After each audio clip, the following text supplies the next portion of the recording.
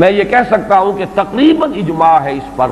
کہ یہ رات رمضان مبارک ہی کی ایک رات ہے۔ لیکن رمضان مبارک کی کون سی شب ہے؟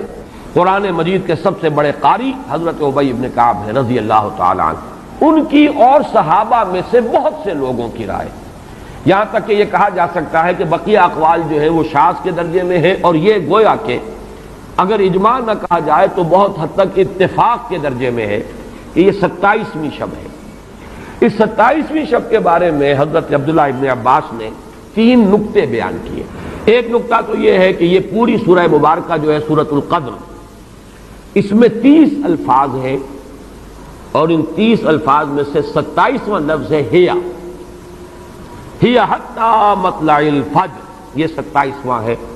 اس کے اعتبار سے گویا کہ انہوں نے ایک ربط قائم کیا ہے کہ یہ 27ویں شب ہے۔ ایک بات انہوں نے یہ کہی ہے کہ اللہ تعالیٰ کو وطر محبوب ہے، اللہ وطر و یحب الوطر، اللہ خود بھی اکیلا ہے اور وطر کو پسند کرتا ہے۔ پھر یہ کہ وطر جو ہے اب رمضان مبارک کے اندر اگر وہ وطر شمار کیے جائیں گے تو 14-15 وطر بن جائیں گے، لیکن اس میں چونکہ آخری عشرے کے بارے میں بہت سی روایات جو ہیں ان کا تقریباً اجماع ہو جاتا ہے کہ آخری عشرے میں،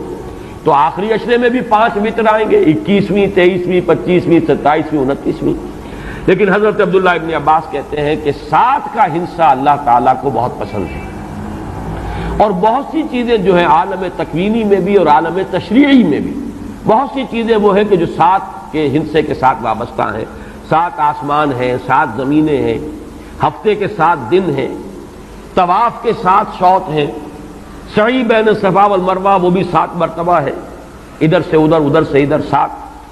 اسی طریقے سے سجدے کے اعضاء بھی 7 ہیں،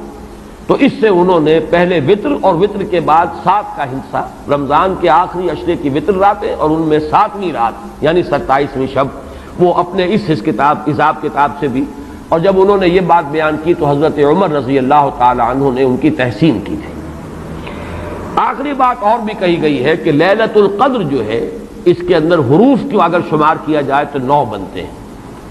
اور یہ لیلۃ القدر اس سورہ مبارکہ میں 3 مرتبہ آیا ہے۔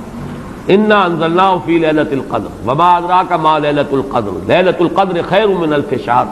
اس اعتبار سے بھی 3 کو ضرب دی جائے 9 سے تو وہ بھی 27 کا عدد بنتا ہے۔ بہرحال یہ میں نے جیسا کہ عرض کیا تھا کہ ان کا کوئی تعلق نہ صرف سے ہے، نہ نحو سے ہے، نہ روایات سے، لیکن بہرحال حضرت عبداللہ ابن عباس کا ایک ذوق ہے،